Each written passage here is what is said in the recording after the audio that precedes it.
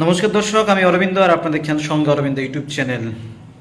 আপনারা জানেন দিল্লির মুখ্যমন্ত্রী আম আদমি পার্টির চিফ অরবিন্দ কেজরিওয়াল তিনি এই মুহূর্তে ইডি হেফাজতে জেলে আছেন।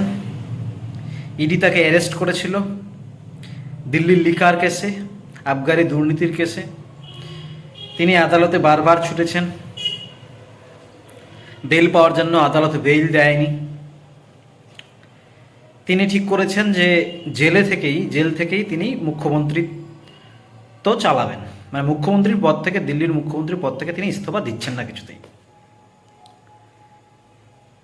এর মধ্যে আমরা দেখেছি যে সেখানে বিভিন্ন যে রাজনৈতিক দলগুলো, আঞ্চলিক দলগুলো যেমন তৃণমূল কংগ্রেস এবং আঞ্চলিক দলের মতো অবস্থা হয়ে যাওয়া কংগ্রেস এবং আরও বেশ কয়েকটা দল, এই আম আদমি পার্টি অরবিন্দ কেজরিওয়ালকে মোরাল সাপোর্ট দিয়েছেন এবং বলেছেন যে আম আদমি পার্টির পাশে থাকবেন। কতটা পাশে আছেন সেটা দেখাই যাচ্ছে। মানে প্রথম যেভাবে তারা ছিলেন, এরপরে কিন্তু আর চোখে পড়ে না আম আদমি পার্টির পাশে, অরবিন্দ কেজরিওয়ালের পাশে তাদেরকে আর চোখে পড়ছে না। আম আদমি পার্টির চিফ অরবিন্দ কেজরিওয়াল এখনও জেলে। বিজেপির অনেকের মধ্যেই কেস করেছিলেন, মানে পিআইএল করেছিলেন, যাতে করে আদালতে মামলা করেছিলেন যাতে করে অরবিন্দ কেজরিওয়াল বাধ্য হয়, বা আদালত যেন বাধ্য করে অরবিন্দ কেজরিওয়াল দিল্লির মুখ্যমন্ত্রী পদ থেকে ইস্তফা দেন। কিন্তু দেখা গেল যে অরবিন্দ কেজরিওয়াল কিছুতেই ইস্তফা দেবেন না। আম আদমি পার্টির এটা রণকৌশল হয়ে গেছে যে না, আম আদমি পার্টির চিফ দিল্লির মুখ্যমন্ত্রী অরবিন্দ কেজরিওয়াল দিল্লি মুখ্যমন্ত্রিত্ব চালাবেন জেল থেকে। দেখুন, জেল থেকে মুখ্যমন্ত্রিত্ব চালানো কতটা যে কঠিন ব্যাপার, খুবই কঠিন ব্যাপার। কারণ তাকে ক্যাবিনেটের মিটিং করতে হবে, ভুড়ি ডকুমেন্ট সিগনেচার করতে হয়, মানে মুখ্যমন্ত্রী তো ভীষণ কাজ। সেই জায়গা থেকে জেল থেকে সেটা সম্ভব নয়, কিন্তু একঘমি এবং জেদ, সেই জায়গা থেকে আমরা দেখলাম যে একটা কেস দিল্লির এমসিডি বলতে মিউনিসিপ্যাল কর্পোরেশন অফ দিল্লি সম্প্রতি ভোট হয়েছে এবং আম আদমি পার্টি ভালো ফলাফল করেছে। সেই জায়গা থেকে যে এমসিডির যে স্কুলগুলো দিল্লি ঠিক করেছে যে বাকি যে দিল্লির যে স্কুলগুলো, সেই স্কুলগুলোর মতোই এমসিডির স্কুলগুলোকেও ভালো ব্যবস্থা করবে, ভালো অবস্থা করবে, ভালো কন্ডিশন করবে। আপনারা জানেন যে দিল্লি সরকার যতবার আম আদমি পার্টি বলেছে ততবার কিন্তু তাদের স্কুলগুলোর কথা বলেছে, যে স্কুলে তারা কত ভালো ব্যবস্থাপনা করেছে। সেই জায়গা থেকে তারা ঠিক করেছে এমসিডির স্কুলগুলোকেও ভালো অবস্থায় নিয়ে যাবে। তো এই এমসিডির নতুন সেশন শুরু হয়েছে। সেই এমসিডির দেখা যাচ্ছে ছাত্রছাত্রী অনেকে বই পাচ্ছে না, সাপ্লাই অফ বুকস নেই, বই পাচ্ছে না। সেই জায়গা থেকে একটা এনজিও সংস্থা সে একটা পিআইএল দাখিল করেছে দিল্লি হাইকোর্টে এই দিল্লি সরকারের বিরুদ্ধে।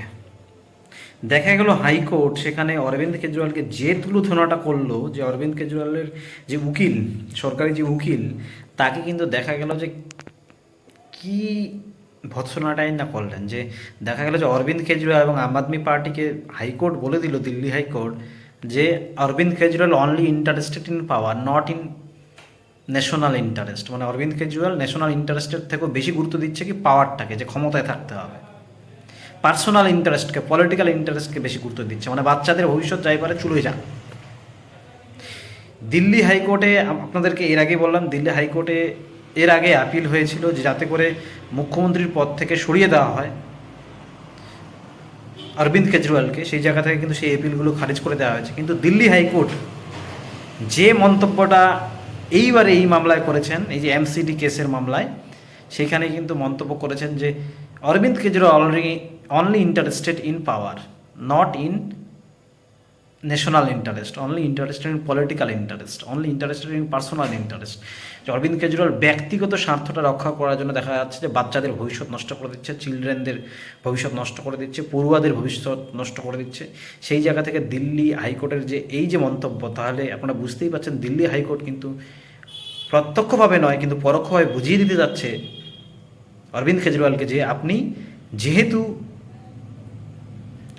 জেলে থেকে সরকার চালাতে অসুবিধা হচ্ছে, তো সরকার চালাতে যদি অসুবিধা হয় জেলে থেকে, তো আদৌ অসুবিধাটা কারা ভুগবে?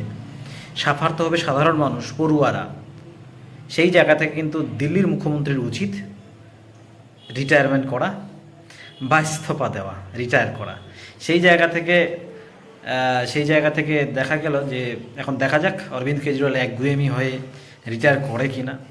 মানে আমার যেটা বলার দর্শক, আমি শুধু ভাবছি যে এই দিল্লির মুখ্যমন্ত্রী অরবিন্দ কেজরিওয়াল এই মাফলার ম্যানের যা অবস্থা, আমাদের রাজ্যের মুখ্যমন্ত্রী মমতা বন্দ্যোপাধ্যায়ের যে কী অবস্থা হবে দর্শক, আমি শুধু এটাই ভাবছি। দিল্লি মুখ্যমন্ত্রীর বিরুদ্ধে যে কেসটা, শুধু তো একটা কেস, দিল্লির আবগারি মামলার কেস, এইখানে রাজ্যের মুখ্যমন্ত্রীর বিরুদ্ধে তো প্রচুর কেস, অভিযোগ প্রচুর রাজ্য সরকারের বিরুদ্ধে। সেই জায়গা থেকে যেটা আমরা দেখি যে নিয়োগ দুর্নীতি, ভুরি ভুরি অভিযোগ নিয়োগ দুর্নীতিতে, কোটি কোটি টাকার কেলেঙ্কারি, গরু পাচার কেলেঙ্কারি, সন্দেশখালির মতো ঘটনা, রেশন দুর্নীতি, চাল চুরি, কি বলবো, কয়লা চুরি, এবং বিভিন্ন যে এই যে আপাতমস্তক ঘটনাগুলো ঘটে যাচ্ছে, সেই জায়গা থেকে বাংলার মুখ্যমন্ত্রীর অবস্থা কীরকম হবে দর্শক, ভাবুন একবার। যা জানাবার দর্শক জানাবেন কমেন্ট বক্সে, এই নিয়ে আপনাদের কি মতামত, আর নজর রাখবেন সঙ্গে অরবিন্দ ইউটিউব চ্যানেলে।